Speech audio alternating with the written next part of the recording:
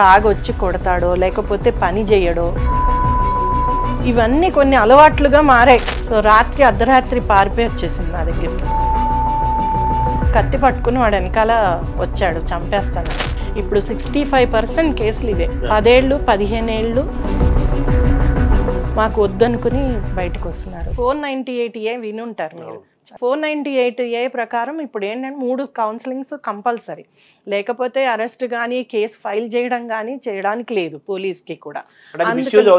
Misuse అవుతుందని అందుకని ఈ కౌన్సిలర్స్ 3 సార్లైనా కౌన్సిలింగ్ చేస్తారు.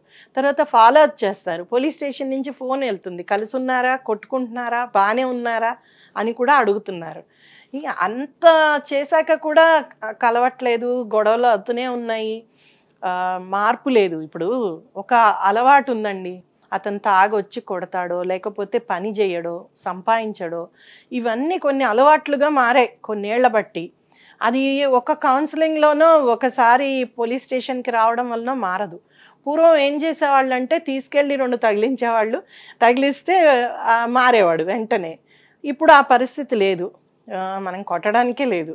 సో ఎంతసేపు కౌన్సిలింగే, ఎంతసేపు మాట్లాడడమే. ఆ మాట్లాడడం వల్ల అంత తొందరగా మనసు మార్చుకుని అలవాట్లు మార్చుకోగలిగే వాళ్ళు తక్కువ. నిన్ననే ఒక కేసు, ఆ అమ్మాయి ఏం వండట్లేదు, పిల్లలు 3 ఆడపిల్లలు, వాడేమో ఏం పని చేయడు, ఈ అమ్మాయి పని చేస్తున్నా ఆ జీతాన్ని తీసుకుంటాడు, తను పని చేసినా తాగొస్తాడు, కొడతాడు. సో రాత్రి అర్ధరాత్రి పారిపోయి వచ్చేసింది నా దగ్గరికి. 3 ఆడపిల్లలు, ఆ పిల్లల్ని కూడా వదిలేసి వచ్చింది. ఎందుకంటే కత్తి పట్టుకుని వాడు వెనకాల వచ్చాడు చంపేస్తానని. నిన్ను చంపి నేను జైలుకి వెళ్తాను, నాకేం ప్రాబ్లం లేదు అనే ఇదిలోనే వచ్చాడు. కౌన్సిలింగ్కి పంపించాం, సిడిడబ్ల్యూ కౌన్సిలింగ్కి వెళ్తే అక్కడ ఒకళ్ళ మీద ఒకళ్ళు కంప్లైంట్లు చెప్పుకున్నారు. నువ్వు ఈ అమ్మాయి వండి పెట్టదు, ఇంట్లో పని. ఆ అమ్మాయి రోజంతా 8 గంటలో 9 గంటలో డ్యూటీ చేసి రావాలి, ఇతను ఏ హెల్ప్ చేయడు. పైగా వచ్చాక కూడా వేడిగా అన్నం లేదనో కూర లేదనో అన్నీ ఇసిరేయడం, దాన్ని కొట్టడం ఇవన్నీ చేస్తాడు. అందుకనేసేసి ఆమె అంటే ఇష్టం లేదు అట్లా అలా ఉండడం, బతకడం. ఎన్నేళ్ళు బతకాలి ఇలాగా? పిల్లలు కూడా ఏంటంటే వాళ్ళు కూడా అమ్మతో ఉండాలో నాన్నతో ఉండాలో, రోజు కొట్టుకునే వాళ్ళతో ఎలా ఉండాలో వాళ్ళు తెలియని పరిస్థితి. అందరికన్నా అన్యాయం అయిపోయేవాళ్ళు పిల్లలే కదండి ఇలాంటి. ఇప్పుడు వీళ్ళు కాస్త కౌన్సిలింగ్ తర్వాత కలిసిన్నారు, మళ్ళా 4 రోజులకు ఒకసారి ఫోన్ చేస్తున్నారు, అమ్మ మారాడమ్మా, ఇప్పుడు బాగున్నాడు, తాగి రాలేదు, కొట్టలేదు.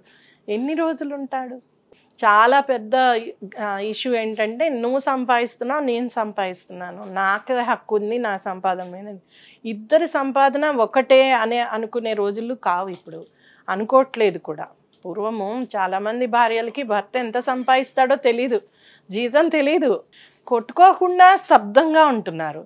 దాన్నే సైలెంట్ డైవర్స్ అంటున్నాం.